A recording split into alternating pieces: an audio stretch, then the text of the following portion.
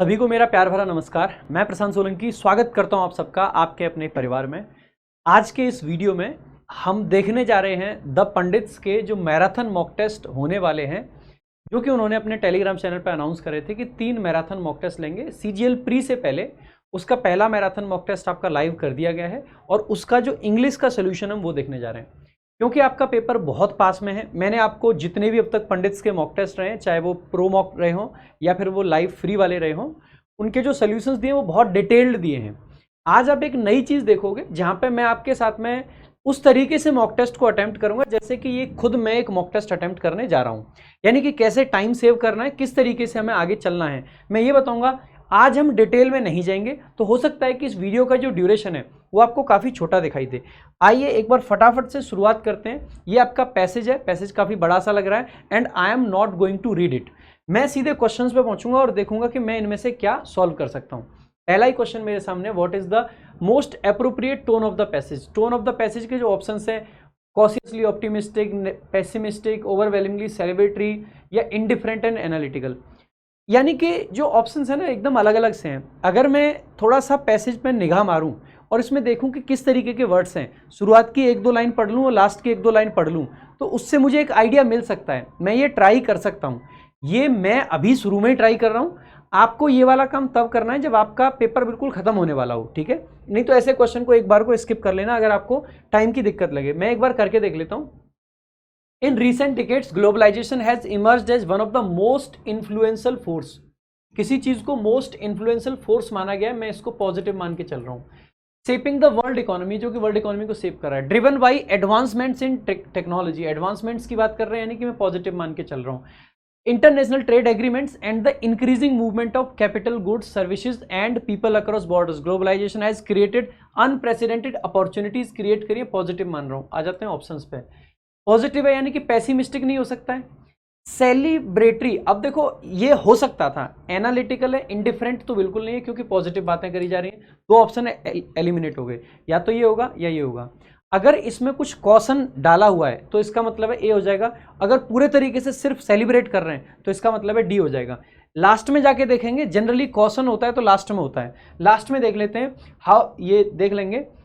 Its outcome depend largely on how governments design their economic strategies, how societies adapt to new challenges, and how global institutions manage cooperations in an increasingly interconnected world। कहा गया है कि इसका outcome इस पर depend करता है। मतलब एकदम सेलिब्रेट नहीं कर दिया, सब बढ़िया हो गया, सब बढ़िया हो गया। कह रहे हैं जी खराब भी हो सकता है। You need to be cautious, यानी कि जो ऑप्शन ए है ना, दैट्स द करेक्ट आंसर। यानी कि मैंने पैसेज की 3 लाइन पढ़ के आंसर मार्क कर दिया है। अगला क्वेश्चन दे रखा है, from the passage which of the following can be reasonably inferred. Passage को पढ़ के लगा है कि ग्लोबलाइजेशन के बारे में है। आपने जीएस में कुछ ना कुछ चीजें पढ़ी होंगी, तो क्यों ना लेट्स टेस्ट योर नॉलेज कि क्या हम कुछ जानते हैं। Globalization benefits only developed countries. भाई साहब, क्या ग्लोबलाइजेशन से डेवलप्ड कंट्रीज को फायदा होता है? अगर ऐसा होता तो सन 1991 में जब एलपीजी पॉलिसी आती है, लिबरलाइजेशन, ग्लोबलाइजेशन एंड प्राइवेटाइजेशन, तो वहां पे इंडिया को कैसे फायदा हो गया? इंडिया तो डेवलप्ड था नहीं। दैट्स इनकरेक्ट, ठीक है। इसके अलावा countries like China and Vietnam provide examples of how globalization can accelerate poverty reduction. सही बात है, चाइना ने ग्लोबलाइजेशन करा, वियतनाम ने किया। इनके आपने देखा होगा ना, वियतनाम के चाइना के फोन्स वगैरह कितने आते हैं, ग्लोबलाइजेशन की वजह से तो है। This is your possible answer. बाकी 2 ऑप्शंस देख लेते हैं। The Asian financial crisis of 1997 had no relation to globalization's financial interdependence. भाई साहब, ग्लोबलाइजेशन का फर्क तो पड़ेगा ही। अगर कोई भी फाइनेंशियल क्राइसिस आएगी, उसका ग्लोबलाइजेशन से रिलेशन हमेशा रहेगा। इसका मतलब है दैट्स इनकरेक्ट। मैंने पैसेज नहीं पढ़ा फिर भी कह सकता हूं, क्योंकि जो भी फाइनेंशियल क्राइसिस होगी that should be and that must be related to globalization, है ना। इसके आगे, the distribution of globalization's benefits is naturally equal to across all section. बिल्कुल भी नहीं, सबके लिए बराबर नहीं हो सकता है। ग्लोबलाइजेशन हो गया तो सारे सेक्शंस को बराबर फायदा होगा? कतई नहीं, क्योंकि ये क्वेश्चन की बात करी गई थी पैसेज में, ध्यान होता आपको। तो इसका मतलब है B option should be the correct answer, ठीक है। एक बार चेक कर लेना आप लोग। यानी कि बिना पैसेज पढ़े हमने इसका आंसर मार्क किया। अगला क्वेश्चन आपका है, many economists argue that countries must build. अब ये पूछ रखा है कि select the word which is most similar in the meaning. Resilience, अब देखो सेंटेंस को भी पढ़ने की जरूरत नहीं है, पैसेज तो छोड़ो, इस सेंटेंस को भी। रेजिलियंस का सिनोनिम, रेजिलियंस का मतलब है जो झेल सके चीजों को, तो वीक तो एंटोनिम आ जाएगा, फ्रेजाइल एंटोनिम है, वल्नरेबल एंटोनिम है, strong is the correct answer. आगे देखेंगे, अगला आपका है, what type of clause is. Clause पूछी है, दैट कंजंक्शन से शुरू होती है नाउन क्लॉज हमेशा। मैं कह रहा हूँ पूरा सेंटेंस पढ़ने की जरूरत नहीं है। मैनी स्कॉलर्स बिलीव, क्या बिलीव करते हैं, बिलीव व्हाट, व्हाट का ऑब्जेक्ट आएगा, ऑब्जेक्ट है, इसका मतलब है कौन सी क्लॉज है आपकी, नाउन क्लॉज है, नाउन क्लॉज आपका ऑप्शन दे रखा है, ये आपका करेक्ट आंसर हो जाएगा। ठीक है, अगला देखेंगे, क्वेश्चन नंबर 5 है, ग्लोबलाइजेशन हैज लेड टू, ये basically identify the part of speech of the word remarkable, A B L E आ रखा है, एबीएलई आ रखा है, that should be adjective, adjective is the correct answer, कुछ और देखना ही नहीं था आपको। ठीक है, क्वेश्चन नंबर 6 पे बढ़ते हैं, ये पैसेज के क्वेश्चंस थे अब तक, 5 क्वेश्चन पैसेज के थे, पैसेज बिना पढ़े हमने 5 के 5 मार्क कर दिए हैं। अगला क्वेश्चन देखते हैं, identify the word that is incorrectly spelled, incorrectly spelled word पूछा है, फास्टेस्ट सही लग रहा है, आइडियलाइज सही लग रहा है, चैलेंज भी सही लग रहा है, ये एसेसेंट तो जैसा कोई वर्ड होता नहीं है, या तो ASCENT होता है या ASSENT होता है। ठीक है, तो ये आपका इनकरेक्ट स्पेलिंग है। ठीक है, तो ये आपका आंसर हो जाएगा। नेक्स्ट देखेंगे, बाकी आज हम करेक्ट क्या होगा उससे ज़्यादा फोकस इस चीज़ पे करेंगे कि आप किस तरीके से आंसर मार्क कर पाते हो। जैसे अबंडेंट का सिनोनिम, जस्ट हमें इतना देखना, मत पढ़ो पूरा सेंटेंस, अगर टाइम सेव करना है आपको सेंटेंस पूरा नहीं पढ़ना है, इंग्लिश आपका टाइम बचाएगी। अबंडेंट का सिनोनिम क्या हो जाएगा, प्रोफ्यूज हो जाएगा, डैम्प नहीं होगा, स्कैंटी नहीं होगा, फ्ली भाग जाना होता है, स्कैंटी कम होता है, डैम्प गीला होता है। ठीक है, आगे देखेंगे, तो ये एक बार देख लेना आज, क्योंकि अलग लय में है तो अलग तरीके से मॉक पढ़ लेते हैं। ठीक है, select the most appropriate antonym of the word, antonym पूछा लाउजी का, अब लाउजी का एंटोनिम पूछा, देखो लाउजी लग रहा है एडजेक्टिव, वो वर्ब तो नहीं है। ठीक है, तो एफ्लिक्ट आपकी वर्ब है और चाइल्ड डांटना आपकी वर्ब है, ये दोनों तो नहीं हो सकते हैं। नाउ 2 ऑप्शन है, एक है रिवाल्ड, रिवाल्ड होता है अश्लील, और टॉप नॉच, टॉप नॉच होता है अच्छा, लाउजी का मतलब होता है कोई चीज़ जो खराब है। ठीक है, तो top notch is the correct antonym. ठीक है, करेक्ट एंटोनिम, तो एक बार बाकी देख भी लेना, टॉप नॉच यानी एक्सीलेंट, रिवाल्ड यानी कि असिस्ट कह सकते हैं, फूवर्ड कह सकते हैं, अश्लील कह सकते हैं, एफ्लिक्ट वर्ब है, चाइल्ड वर्ब है। ठीक है, और लाउजी बेसिकली वेरी बैड, घटिया है ना। आगे अगला आपका, choose the most appropriate option to make the sentence sensibly correct, the critics subject है, आगे वर्ब चाहिए, अमास वर्ब है, डेटिस्ट वर्ब है, सिस्कॉन, सारे की सारी वर्ब है। क्रिटिक्स क्या करते हैं, मूवी को was evident in their harsh review, review harsh थे, इसका मतलब है कुछ नेगेटिव बात कही होगी। अमास इकट्ठा करना, तो अमास द मूवी नहीं, डेसिस्ट का मतलब है खुद को रोकना, मूवी को रोका है क्या उन्होंने, खुद को रोकने के लिए होता है, वैसे भी ये तो नहीं होगा। स्कॉर्न का मतलब है किसी चीज़ को डिसडेन के साथ में ट्रीट करना, ट्रीट समथिंग विद डिसडेन। ठीक है, यानी कि उसके बारे में गलत गलत कुछ विचार रखना, यही आपका सही लग रहा है, ये करेक्ट आंसर हो जाएगा। ठीक है, आगे अगला आपका क्वेश्चन है, ये सीधा पूछा आपका क्या, ईडियम, तो सिर्फ यही पढ़ो, बिटवीन साइला एंड कैरिविडिस, ये तो सिंपल है ना कि 2 अनप्लेजेंट चॉइस के बीच में आप फंस गए हो। बिटवीन साइला एंड कैरिविडिस, इसकी कहानी भी मैंने आपको कई बार सुनाई है, जो ओडेसियस वाली कहानी है, इसमें से 2-3 इडियम बनते हैं। तो in a situation where you have 2 pleasant options, बिल्कुल भी नहीं। फ्री फ्रॉम प्रॉब्लम्स, बिल्कुल भी नहीं। नो ऑप्शन का सेंस नहीं देता ये देता है 2 डिफरेंट ऑप्शंस, तो 2 इक्वली डिफिकल्ट और unpleasant choices, option D is the correct answer. Time ऐसे ही बचेगा भाई कि आपको ना पूरा सेंटेंस नहीं पढ़ना है। कंसाइज का मतलब होता है कोई चीज़ जो छोटी है, इसका क्या पूछा, सिनोनिम, तो लैकोनिक, लैकोनिक लेजी, छोटा है ना, उस सेंस में आ जाता है। अप्लाउस यानी तारीफ करना, ये तो वैसे भी वर्ब है। ठीक है, अप्लाउड होती है वर्ब, तो अप्लाउस नाउन है ना। ठीक है, एरुडाइट बेसिकली पढ़ा लिखा, एडजेक्टिव आ जाएगा, पेरिलस एडजेक्टिव आ जाएगा, कंसाइज आपका एडजेक्टिव होता है। ठीक है, लैकोनिक हो जाएगा इसका करेक्ट आंसर। नेक्स्ट देखेंगे, आगे देखेंगे, अगला आपका जो क्वेश्चन है, तो मिंजी का बेसिकली क्या पूछा है हमें, एंटोनिम पूछा। अब देखो एक बार को मैं मान लेता हूँ, एक आधा क्वेश्चन ऐसा भी आपके सामने आएगा जहाँ पे आपको मिंजी का मीनिंग नहीं पता है कि मिंजी क्या होता है, तो ऐसे केस में इस सेंटेंस को पढ़ के आप मीनिंग निकाल सकते हैं। यहाँ पे सेंटेंस काम आएगा, तो डिस्पाइट बीइंग अ मिलनियर, मिलनियर होने के बावजूद, his mingy nature meant he lived in a small modest apartment and drove an old car. Mingy nature था, इसका मतलब है खर्चा नहीं किया, मिलनियर है फिर भी खर्चा नहीं कर रहा है, यानी मिंजी का मतलब कंजूस।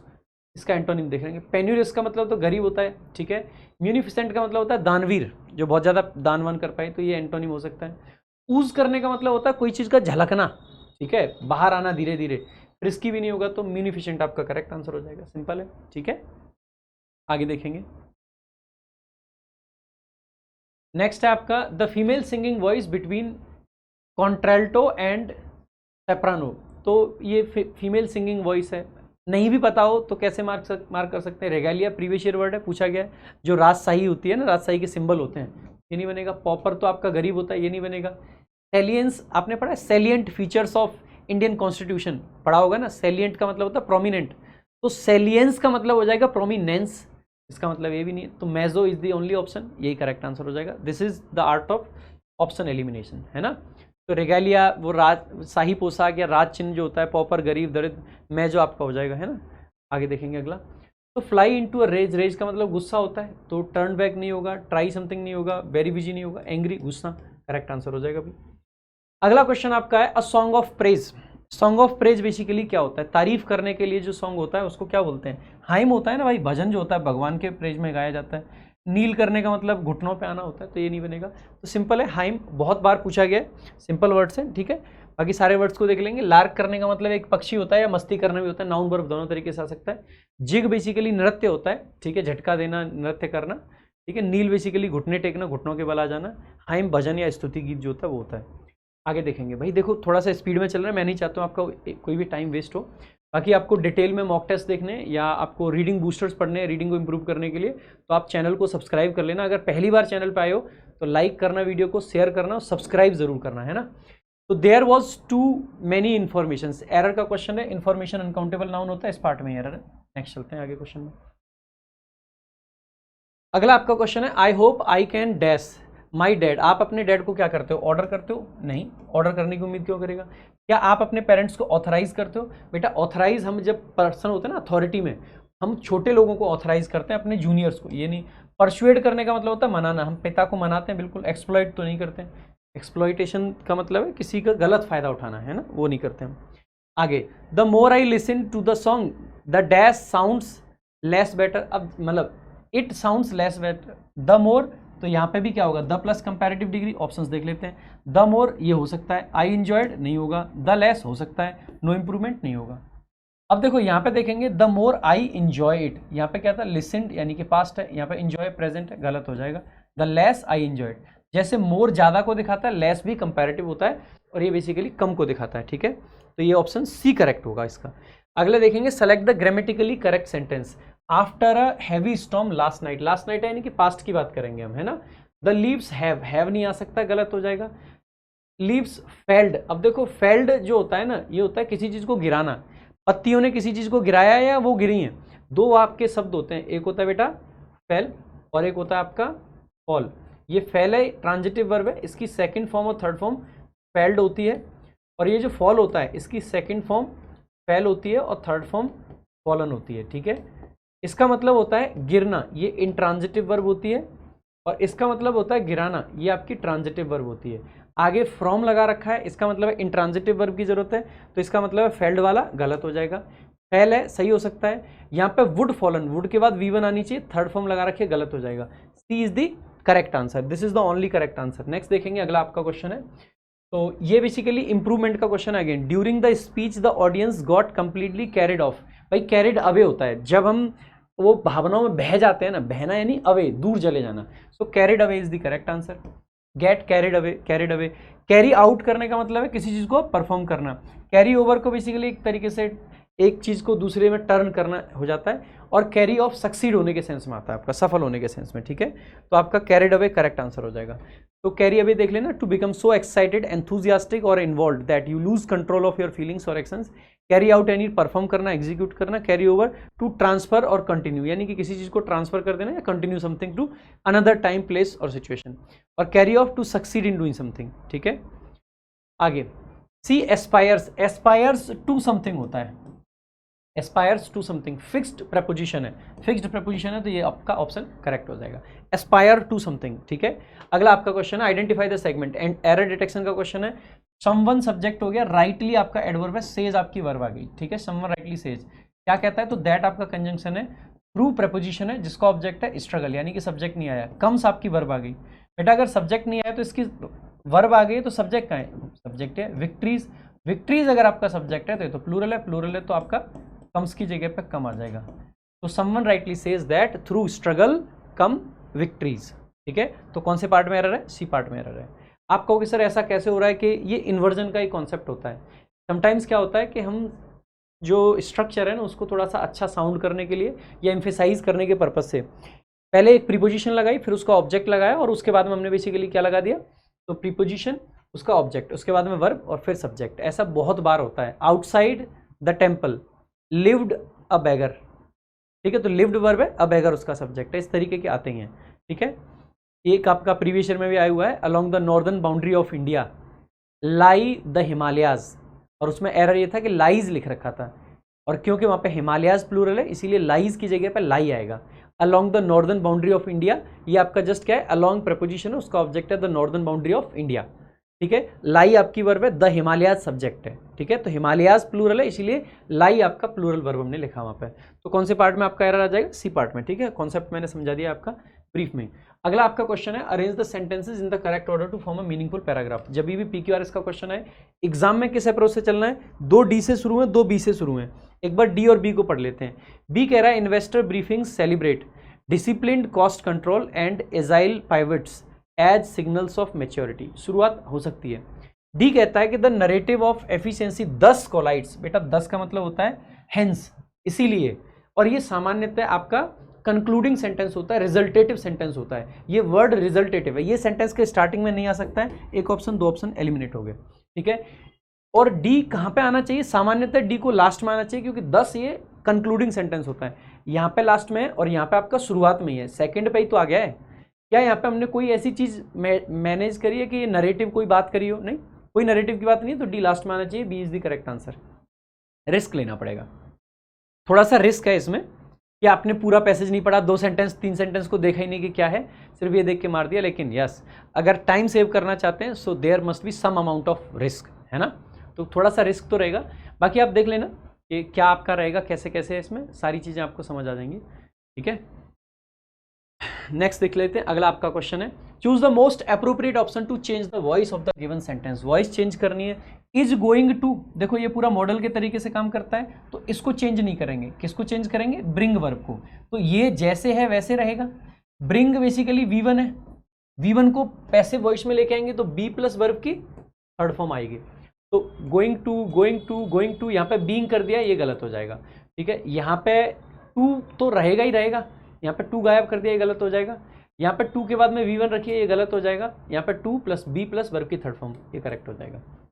ठीक है, इस तरीके से आप मार्क कर सकते हैं। 25वां क्वेश्चन कहता है, the cat asked to dog not to sit here. वैसे the cat asked the dog होना चाहिए, टू डॉग नहीं होना चाहिए। ठीक है, मे भी हो सकता है ये टाइपिंग एरर हो। तो the cat asked the dog not to sit there, तो ये तो सिंपल है, ये भी टाइपिंग एरर है। ये जो ये है ना, शायद हो सकता है हमारी टीम से ही PPT बनाने में ही एरर हो गया हो। ये यहाँ पे जाएंगे, ठीक है, गलती से ये लग गए यहाँ पे आगे। तो द कैट, देखो ये क्या है, नॉट टू सिट देयर, इसका मतलब है ये तो इंपेरेटिव सेंटेंस है भाई। इन्फिनेटिव अगर आपका आ रखा है इनडायरेक्ट में, इसका मतलब है कि जो डायरेक्ट स्पीच रही होगी वहाँ पे क्या रहा होगा, इंपेरेटिव सेंटेंस। इंपेरेटिव सेंटेंस में भी कैसा रहा होगा, नेगेटिव वाला। नेगेटिव इंपेरेटिव किससे बनाते हैं, डोंट से बनाते हैं। यहाँ पे तो नॉट टू है, नहीं बनेगा। यहाँ पे डोंट है, यहाँ पे डज नॉट है, यहाँ पे डिड नॉट है। कौन सा ऑप्शन हो जाएगा, B option is the correct answer. ठीक है, तो ये थे आपके पूरे के पूरे 25 क्वेश्चंस। आई होप आपने एक नया तरीका भी देखा कि किस तरीके से क्वेश्चंस को सॉल्व किया जा सकता है। बहुत सेकंड्स में आप सॉल्व कर सकते हो, बहुत सारा टाइम यहाँ पे बचा सकते हो। मैंने पूरा अच्छे से एक्सप्लेन करने के बाद भी लगभग 15-16 मिनट के अंदर सारा का सारा निपटा दिया। तो अब आप ये मत एक्सक्यूज देना कि इंग्लिश में बहुत टाइम लगता है। ये मॉक टेस्ट वो था जो कि टीम पंडित्स ने इस पर्पज से बनाया था कि ये काफ़ी अच्छे लेवल का रहेगा। ठीक है, और इस टेस्ट को हमने कितनी आसानी से आपके सामने सॉल्व करके दिखा दिया है। ठीक है, और ये मतलब ऐसा नहीं है कि ये कोई प्री प्रेपरेशन के साथ में बनाया गया है।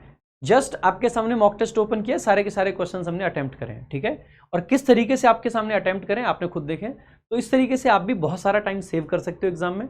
और आप ऐसे ही ट्रिक्स वगैरह सीखना चाहते हो, लगातार देखना चाहते हो, तो चैनल को सब्सक्राइब कर लेना।